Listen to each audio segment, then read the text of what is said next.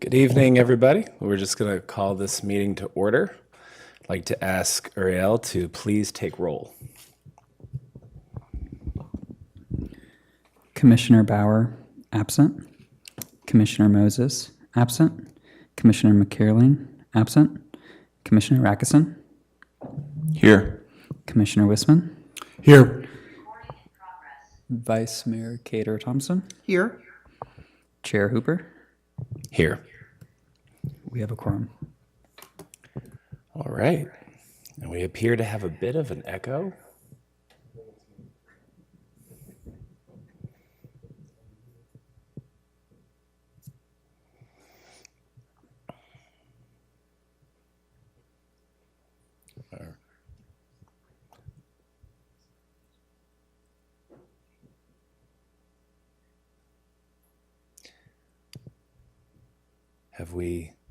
It appears we have resolved the echo.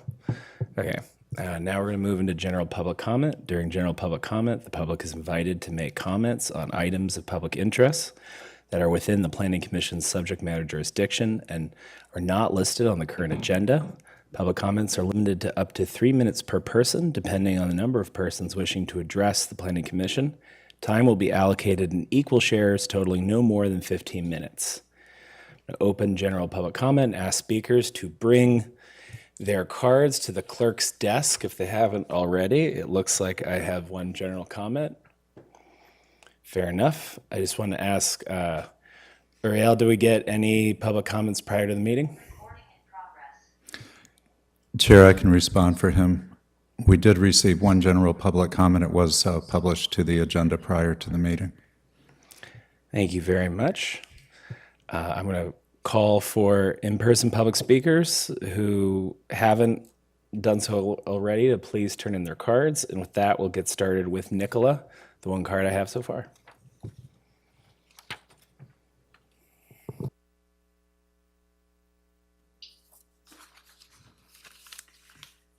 Today am I loud enough? Today I'd like to address a matter of utmost importance, the needs and issues of seniors and the handicapped in our community. We all need to be involved in this crucial conversation about the challenges faced by seniors, and we need to explore actual solutions to enhance the quality of life of these who represent 32% of our Petaluma population. I don't know if you're aware of the current and poor understanding there is about the quality of life of older adults. At least 1 in 6 seniors live in poverty. 96% live independently. Only 4% reside in aggregate housing that provides care. 30% live alone. More than 20% do not drive or own a car. 1 in 9 live with mild to severe dementia. 20% need help with average daily needs, shopping, cleaning, cooking. 40% have ambulatory limitations, and 80% have 2 or more chronic medical issues. These and other facts lead their life to older adults bearing the brunt of any disaster that happens. In the 2021 heat wave in Oregon, the median age of those who died was 67. In the Camp Fire in 2018, 85% of those who died were over 60. And during the 2023 fire in Lahaina, 73% of those who perished were over the age of 60. Think of these examples and ask yourself, what are we doing for Petaluma seniors? As an example, Petaluma has 47 parks and miles of trails and sidewalks, but most are not senior or handicap frail friendly. 40% of our parks have designated facilities for those under the age of 18, including a newly proposed $2.8 million skate park, while we seniors have 1 park facility, the Senior Center at Lucchese. As someone told me in a recent meeting, seniors can use any park they want. Just go and sit on a bench. Our trails and sidewalks are difficult to traverse, especially if you utilize the mobility assistive device, a cane, a walker, or a wheelchair. The majority of trails start with a paved entrance and then go to a ground cover that is gravel or dirt. Our sidewalks. Yes, I know that individual homeowners are responsible for maintaining our sidewalks, but just try walking between the newly installed corner ADA ramps. As seniors, we are lucky in that we have some facilities and resources of some excellent Petaluma nonprofits.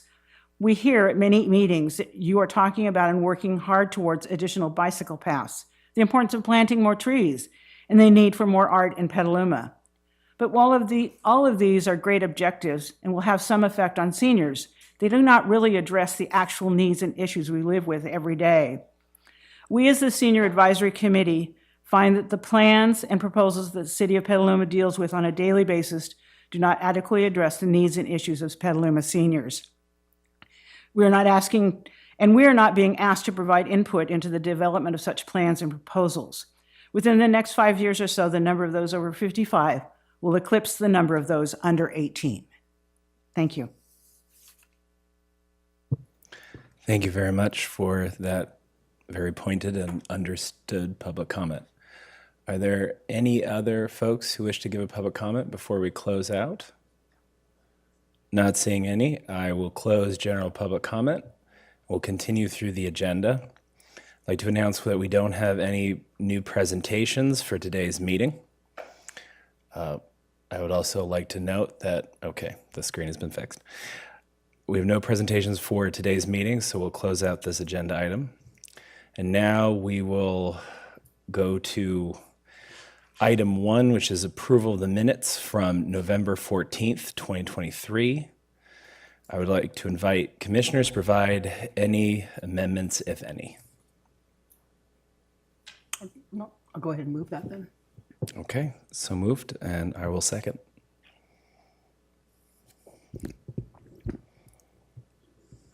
Commissioner Bauer, absent. Commissioner Moses, absent. Commissioner McKierling, absent. Commissioner Rackison, Yes. Commissioner Wisman, Yes. Vice Mayor Cater Thompson, Yes. Chair Hooper. Yes. The minutes are approved. Excellent. Now moving on to meeting item 2, approval of minutes from our November 28th meeting. I'd like to invite any commissioners to provide amendments. I'll be abstaining because I wasn't at the meeting. Understood?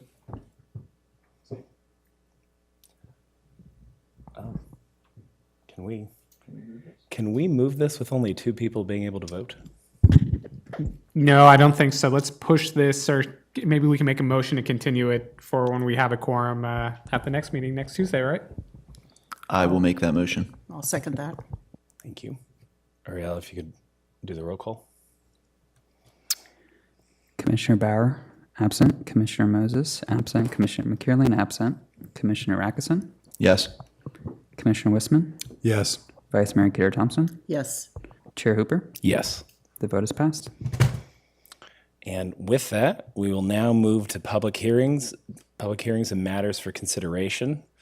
And our first item will be item 3, and it's the recommendation to the City of Petaluma Planning Commission to conduct a public hearing and consider approval of a resolution recommending to the City Council adoption of an ordinance to amend Chapter 5 of the Petaluma Implementing Zoning Ordinance to add Section 5.080, establishing a fairgrounds overlay zone and authorizing a zoning map amendment to zone a portion of 2 existing parcels located at 866 East Washington Street and 0 East Washington Street. Parcel numbers 007-031-004 and 007-031-005.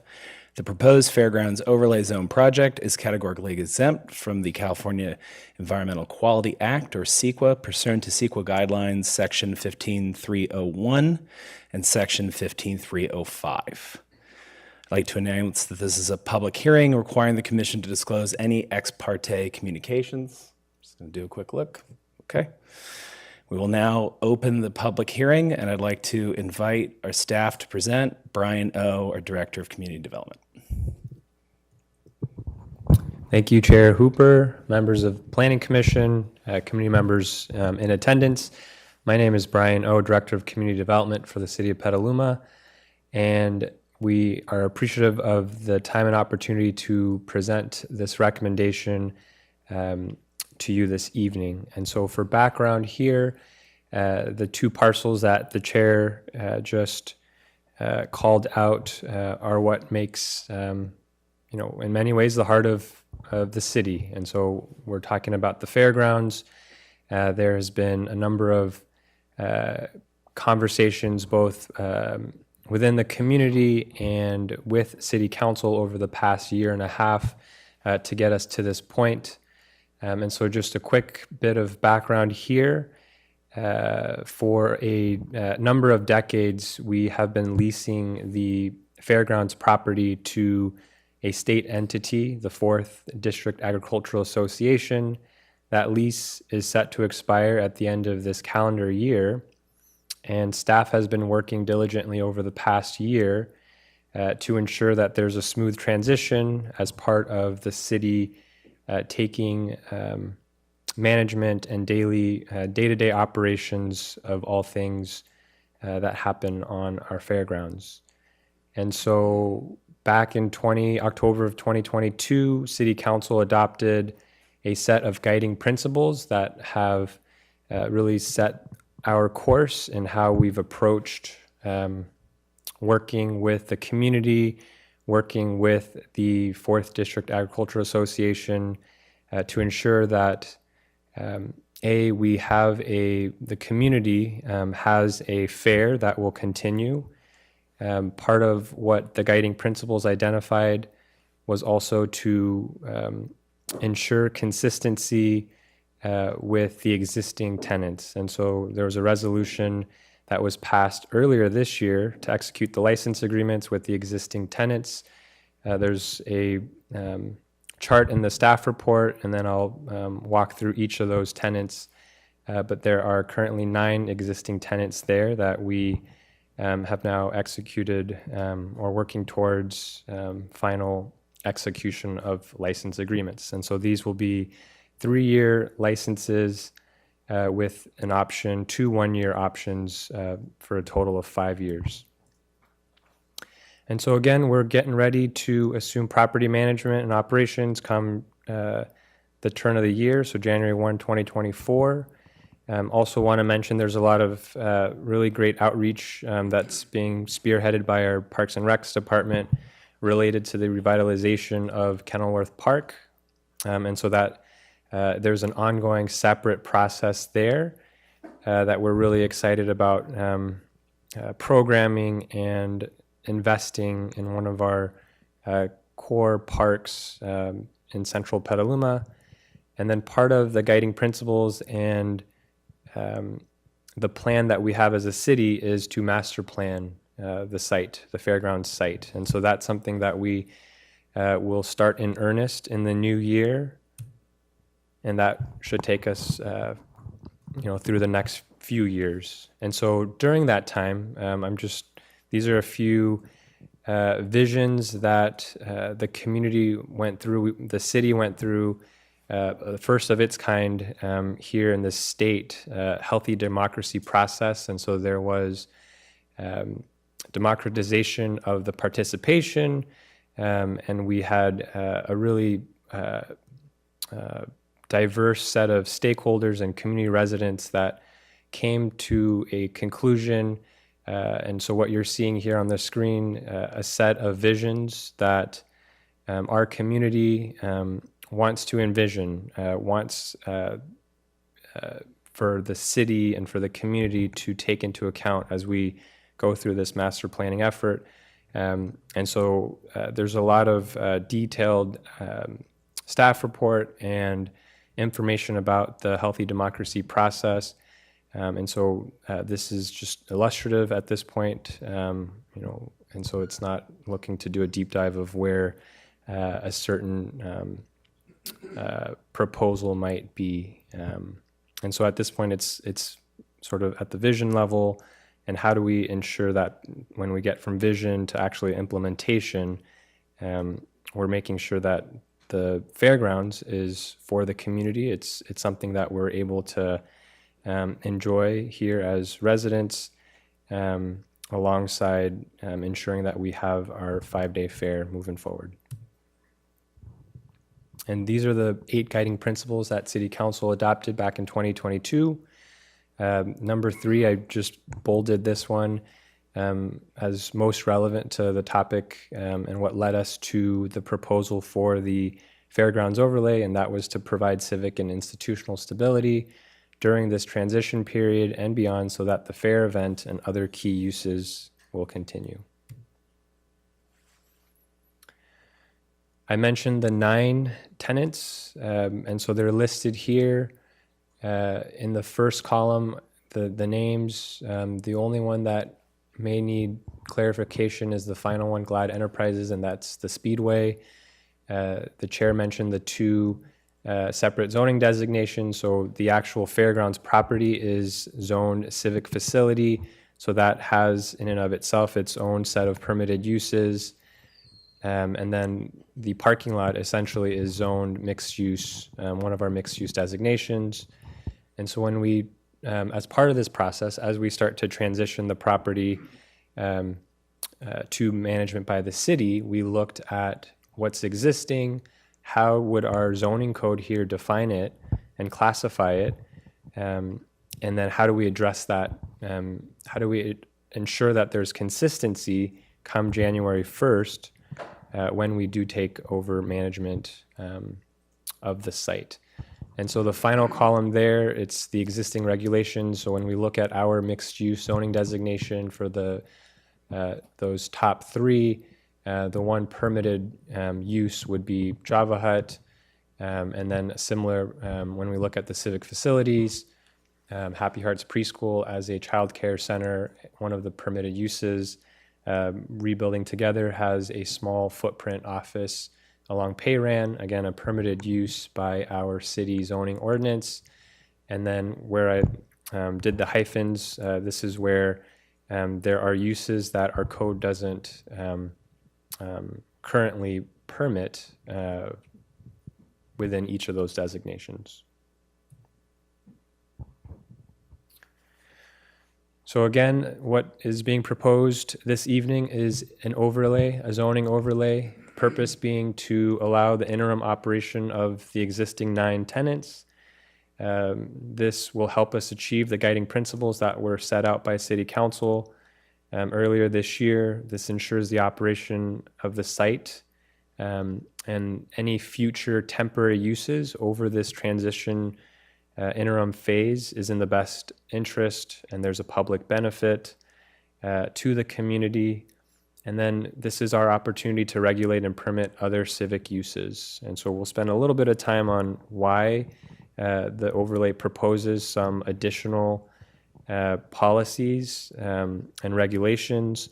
But essentially, what we heard loud and clear through this visioning exercise and guiding principles is this is our opportunity to work with the community over the next few years to test and look at what potential temporary uses may work for the site, may work for the community, and that'll help us determine what the future long-term uses may be for our city property. So the overlay here carves out, so there's 2 arrows that I'll just draw your attention to. This is our swim center, and so that is that will remain. And so the proposal is to keep that out of the overlay, as well as Kenilworth Park here with the OSP designation. This also includes the library as well as our teen center. And so this is a very surgical tool to ensure that the overlay encompasses all the potential uses that we could see both on the fairgrounds property as well as the parking lot that supports the fairgrounds.